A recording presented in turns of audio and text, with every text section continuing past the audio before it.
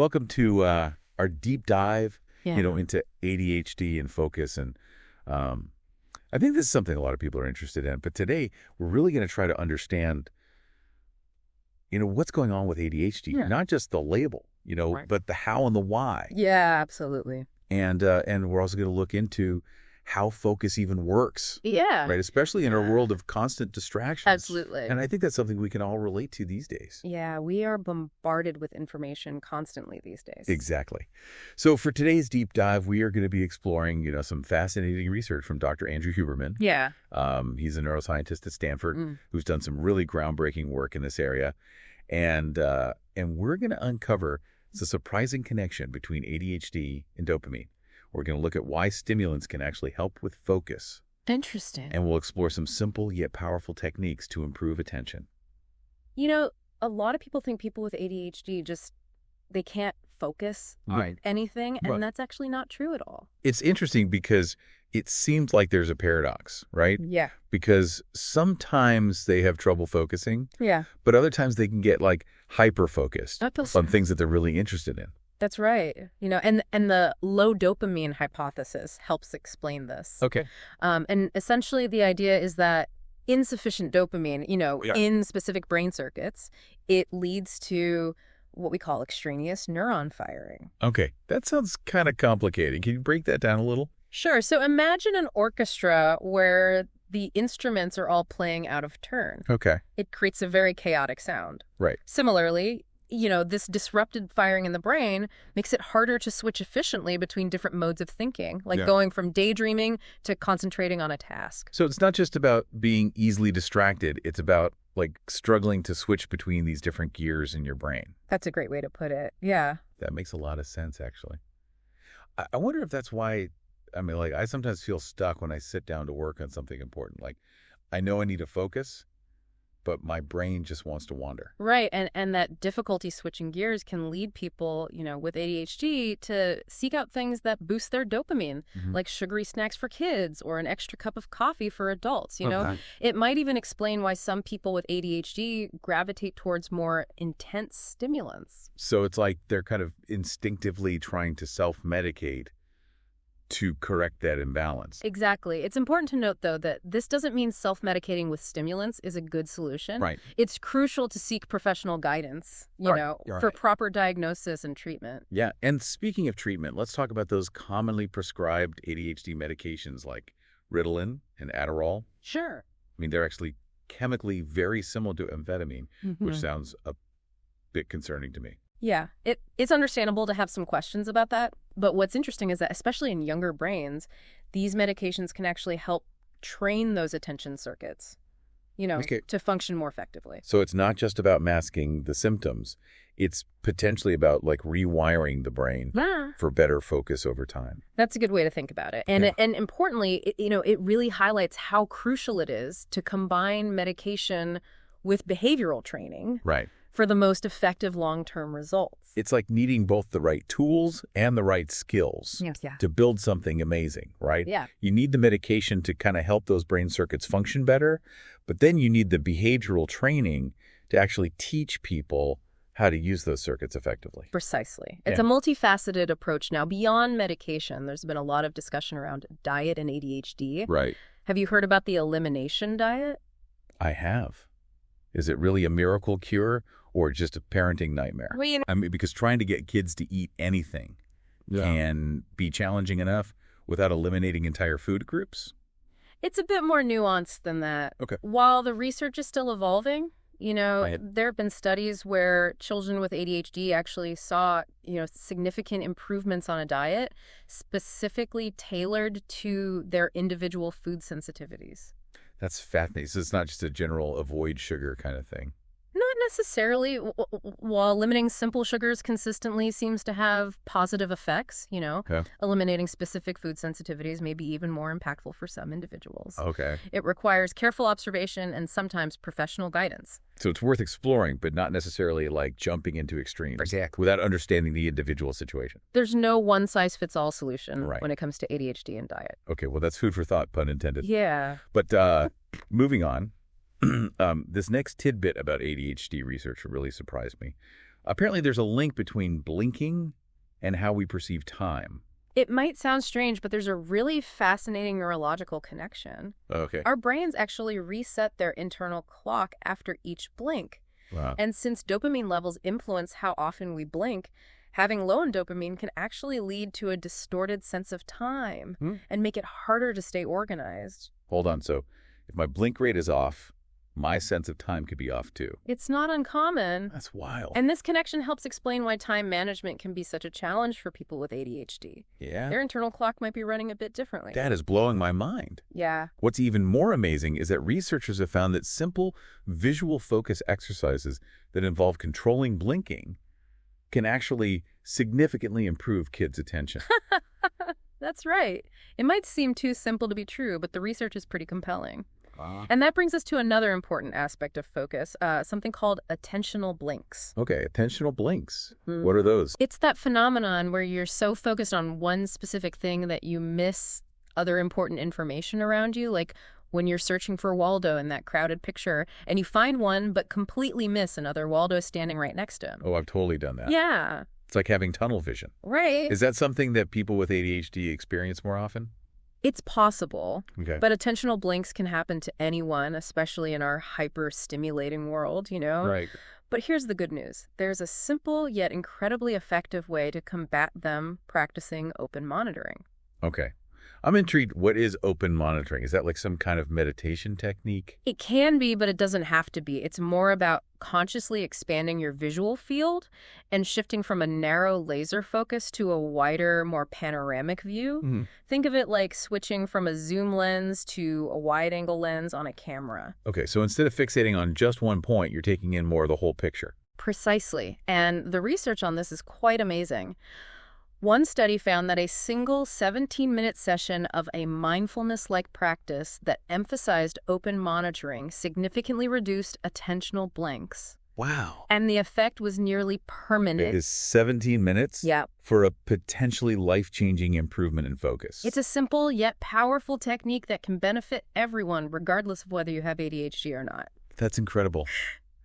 I'm definitely going to have to try this. Yeah, it's worth exploring. And I'm so glad we're diving into these practical techniques because, honestly, I need all the help I can get with focus. We've all been there, and there's so much more to explore. Okay. Let's continue our deep dive and uncover even more insights about harnessing the power of focus in our everyday lives. All right, let's do it. Yeah. Okay, so we've talked about ADHD and some, pretty surprising connections to dopamine and time perception and even blinking. Yeah. It's incredible how much we can learn about focus just from studying ADHD. Absolutely. And what's fascinating is that, many of these insights can be applied to improve focus, even for people who don't have ADHD. Right. We all have those moments where our attention wanders or we feel overwhelmed, by distractions. You're telling me, especially with our smartphones, Right. constantly vying for our attention. Yeah. So we're all a little bit ADHD these days. You're not wrong. Our devices can be incredibly distracting. Right. With that constant barrage of notifications and updates, and it fragments our focus and pulls us away from, more meaningful tasks. It's like our brains are being trained to be constantly distracted. We're always switching gears, just like you were talking about earlier. Like it's ADHD. basically, remember how we talked about those different brain networks, the default mode network and the task networks? Right. Smartphones are constantly pulling us back into that default mode, Yeah. that kind of daydreamy state, even when we need to be engaged in a task. I've noticed that with myself. I'll sit down with every intention of focusing on a project, but then I get sucked into my phone and suddenly like an hour has gone by. Right. It's like my brain is on autopilot.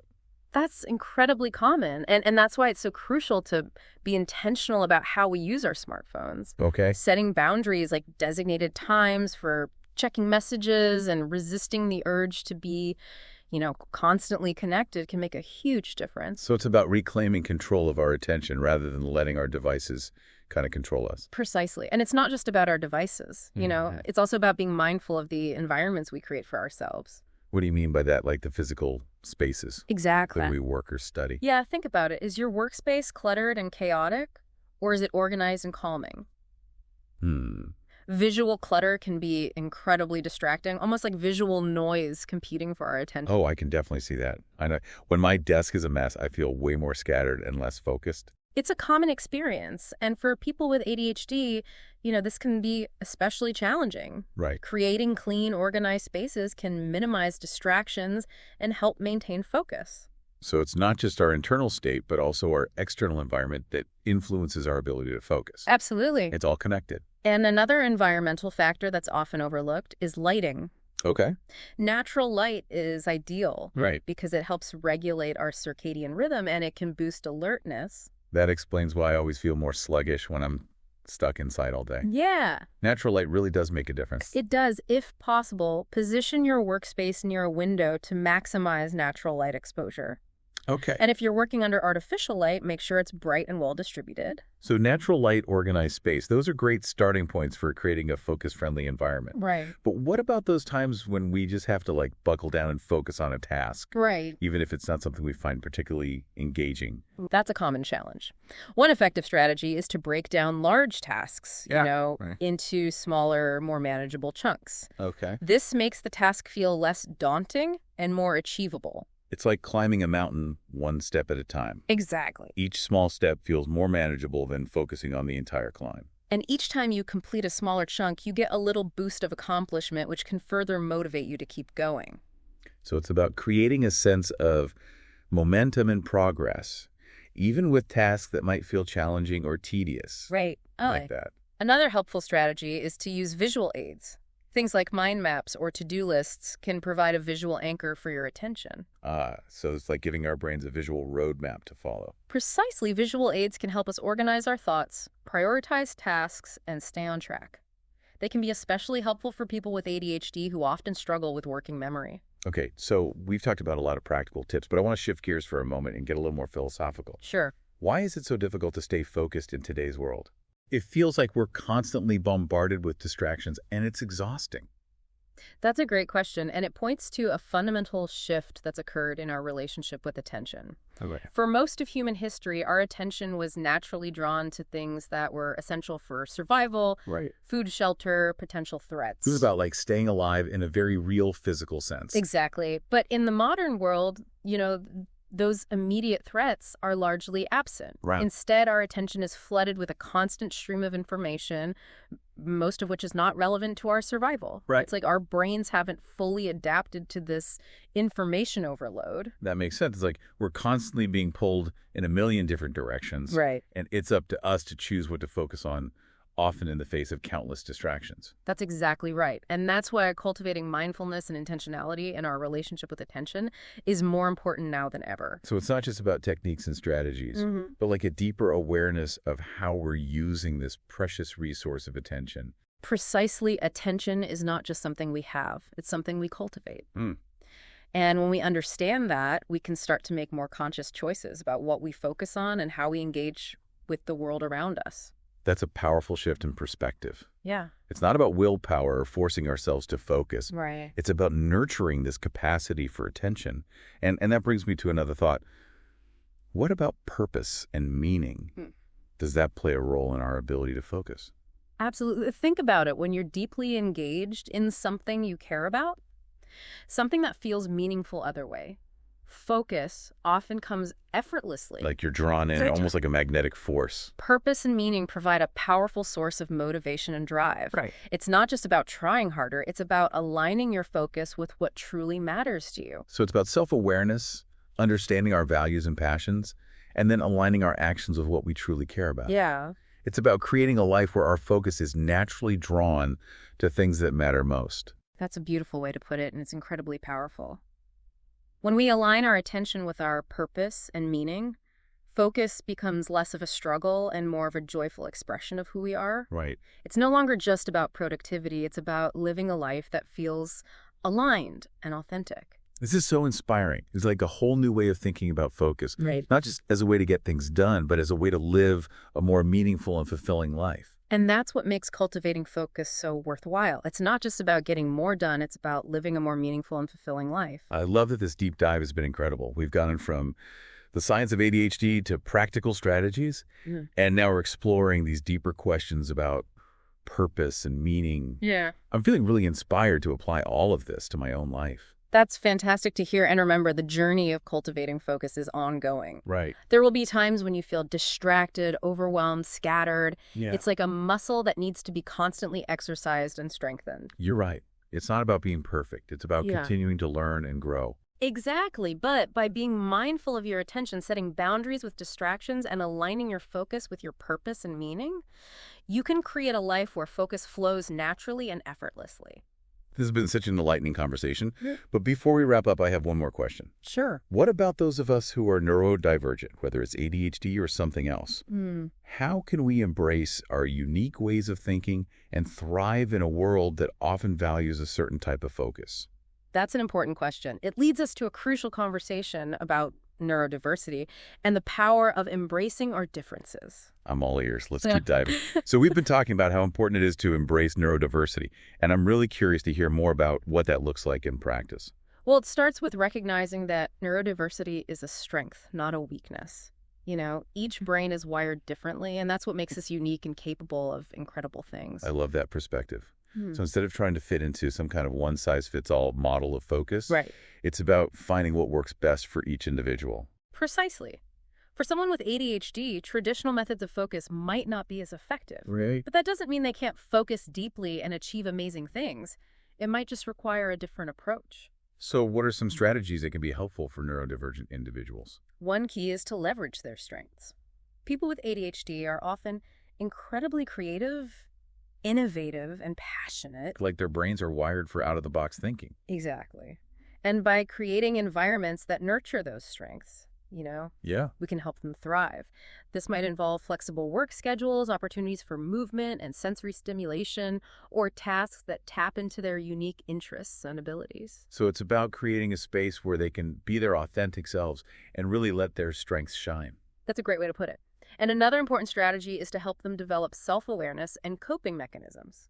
This might involve mindfulness techniques, time management tools, or strategies for minimizing distractions. It's like giving them a toolbox of resources to navigate the world in a way that works for them. Exactly. And remember, support and understanding from others is crucial. Whether it's family, friends, or colleagues, creating a safe and supportive environment can make a world of difference. It's about celebrating their unique wiring and helping them find their own path to success. Precisely, neurodiversity is about recognizing that there are many ways to be brilliant. And by embracing our differences, we can create a world that's richer, more inclusive, and more innovative. Wow, this entire deep dive has been truly eye-opening. It shifted my perspective on ADHD focus and the incredible diversity of the human brain. It's like a whole new way of looking at attention and potential. I'm so glad to hear that. And remember, the journey of understanding and embracing neurodiversity is an ongoing one. It's about constantly learning, evolving, and celebrating the beautiful tapestry of human minds. Exactly. And as we continue to explore the science of attention and the power of neurodiversity, we'll unlock even more possibilities for human flourishing. Thank you so much for sharing your expertise with me today. This has been a truly fascinating and insightful conversation. It's been my pleasure. And to all of you listening out there, thanks for joining us on this deep dive into ADHD and the intricate world of focus. Remember, understanding is the first step towards empowerment. Now go explore, experiment, and engage your amazing brain.